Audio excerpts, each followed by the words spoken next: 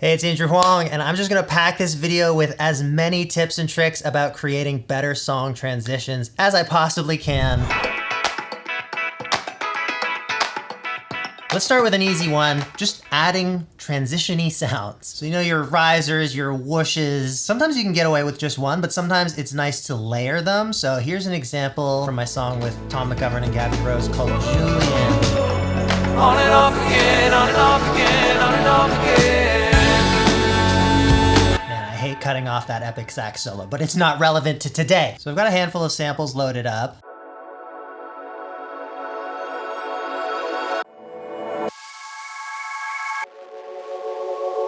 And you can see throughout the track, I tried them in different places and in different combinations, depending on the intensity of the transition that I wanted or the other elements that were happening in the track. So it's not gonna feel like it's just the exact same thing every single time. In addition to the sample, I've also got Transit on this track. Back when it was just Transit version 1. If you don't know, this is a plugin that I made with Baby Audio. Transit lets you customize effects chains and set start and end points for any of their parameters, so you can control them all with a single macro knob, meaning you're just dealing with one automation lane if you want to try making your transition less extreme, more extreme, longer, shorter, and all the parameters update their journeys accordingly. And here it is generating this downlifter sound.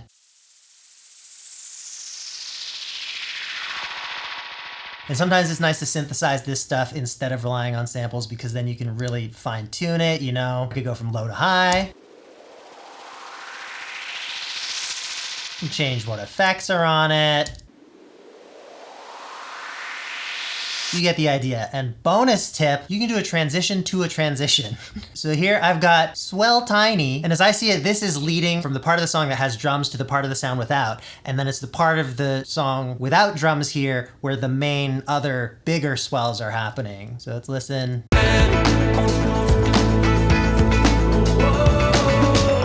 It's subtle, but it's just a little extra bit of spice on this transition. Now on the other side of these kinds of growing effects, you sometimes want an impact effect, something to add a little oomph when everything lands together. In acoustic music, this would most often be a crash cymbal. In electronic productions, you can do a lot of different fun things. Anything kind of noisy and going to a reverb can be cool.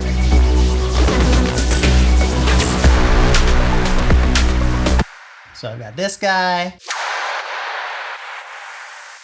And this guy. Just making the downbeat of that section feel epic. If I turn these off.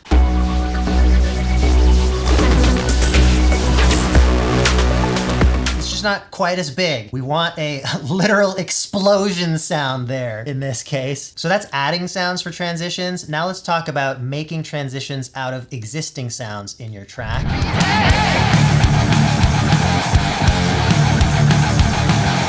The most basic level of this is if you're playing an instrument, you should play the transition. Do a little something different in those last moments leading to a new section, whether that's pulling back or building up. I gotta get a bit of gasoline and a match, cause no one's ever coming after me.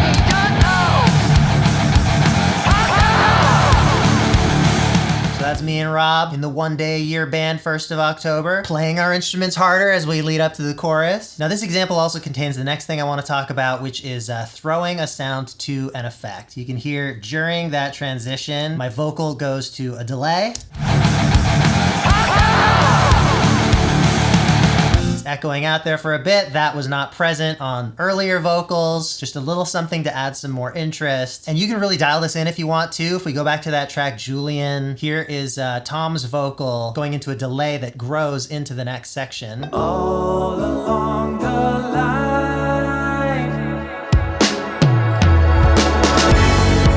So you can see what's happening here, and obviously you can do this with any plugins. Transit just makes it easy, but I've got a filter where the resonance is growing and the cutoff is changing and the dry wet of the filter is being blended in. So over the course of the transition, the vocal is getting filtered down. Then the dry wet of the delay is fading from nothing to 100, and the feedback is growing over the course of the transition. And then this is a huge tip for transitions. OTT, just cranking the amount like adds more and more excitement. You can put that on so many different things. All right, next, here's an easy one. Have an instrument from the next section come in a little bit early. A year or two is fine.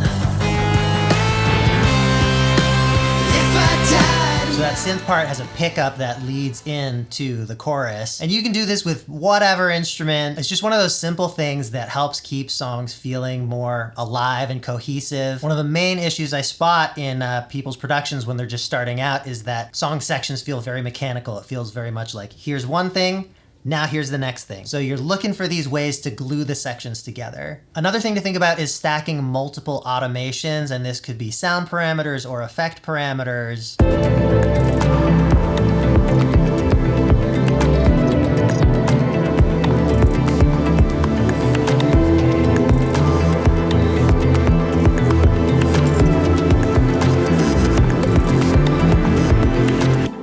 We've got the drive of a distortion growing on the bass, shaper on the distortion growing on the drums, and the output compensating for the increased perceived volume. Just a general volume up here, dry wet of a grain delay, stereo width, more gain automation, delay mix, various synth parameters here. Filter cutoff is obviously a huge one. I also like decay and release, just changing your envelopes from shorter and pluckier to more ringing out. There's so many things you can do here, and in addition, remember, with effects, you can have them in series or you can have them in parallel. You could do the multiband, have different effects happening, different amounts on lows, mids, highs. Lots and lots of fun to be had. Another little tip is to change the order in which you create your transitions. Often you'll be doing this stuff by building up a chain and you think, oh, what could be good next? And you add that on and then you try automating the new thing and you kind of go one effect at a time. Instead, you could think about trying to find your ending sound first, like just building this big crazy chain and then knowing that that's what you're transitioning to or from. And that's why transit in particular is really fun. I have my transition automated with this one macro knob. I can now scroll different presets. I can even choose a different one at random.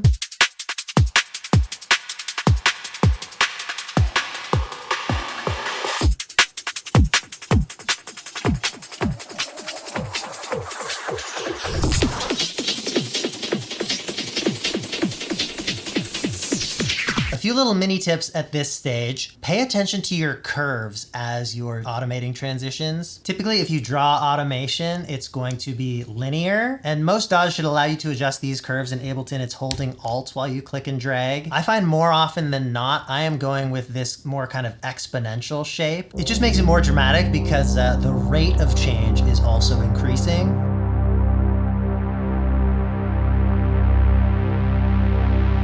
If I flip this to be more logarithmic, it almost feels like it gives away too much too fast.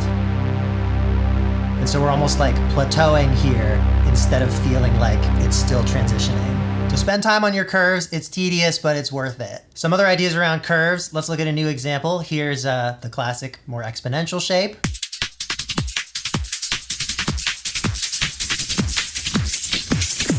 You could do a transition where it kind of holds somewhere in the middle and then really ramps up at the end.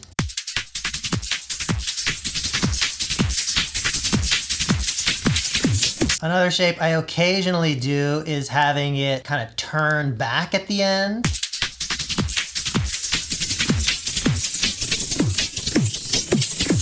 Another idea is for the beginning of the transition to slam right to the full effect and then you fade it back to the original. I'm gonna slightly tweak the effect for this.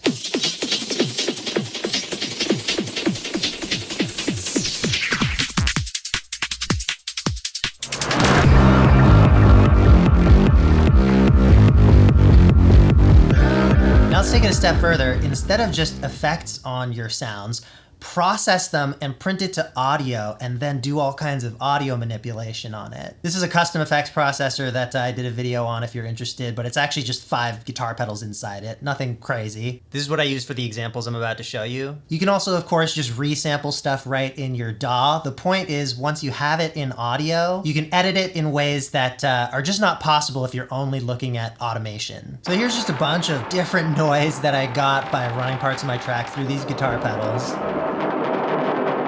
Doesn't sound great on its own. And then with time stretching and pitch automation, I got cool stuff like this.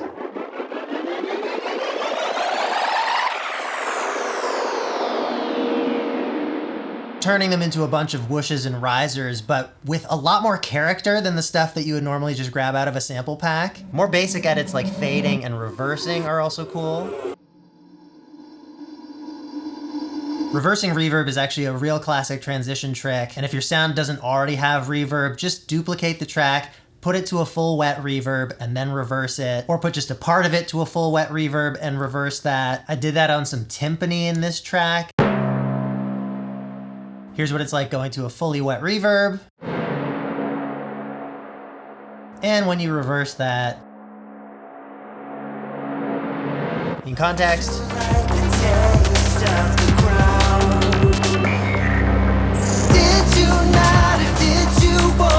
and even without the effects and the resampling and stuff like that, sometimes just chopping audio can be a nice transition. At the beginning of the song, I have this monster effect, and for one transition, I cut it up and it sounds cool.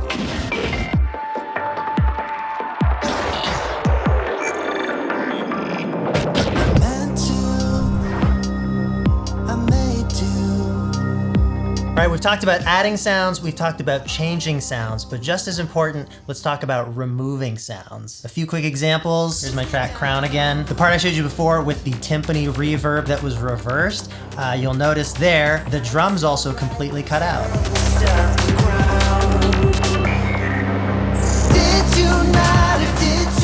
In my track Beef, before a whole bunch of new instruments come in, I take out the bass, I take out the percussion, and I take out some kind of atmospheric pad things.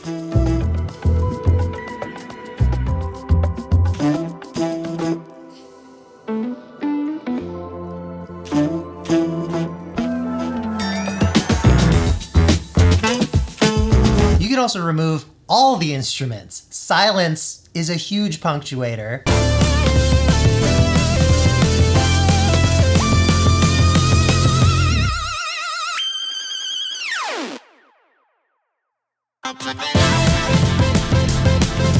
You also don't have to do a crazy long pause like that. I've got a couple tracks where it's just like a moment of silence, but it really does make a difference compared to having like all the transitional elements go right up to the edge of the next section. To the future, as planets realign, it's the new world. Ooh, yeah.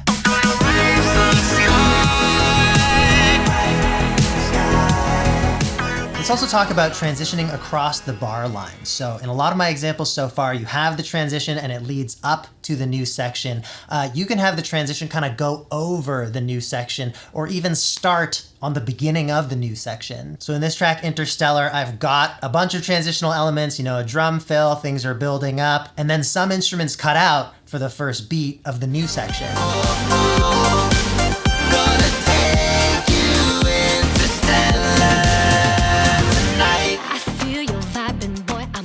You also want to think about finessing the end of the transition. I've shown a lot of examples where it kind of goes up to a point and then stops.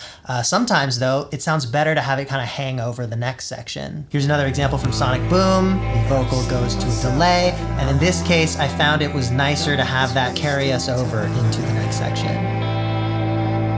You hear it start to grow. And then it fades away as the new section starts. And my last tip for today, you've been hearing it throughout this video, but just to really make it explicit, you should combine different techniques. Leave a comment if there's any tips you use that I missed. All the songs that I used for examples are linked in the description if you want to hear them. Thanks for bearing with me only using my own music. That's how I don't get copyright strikes. All right, I'll see you next time.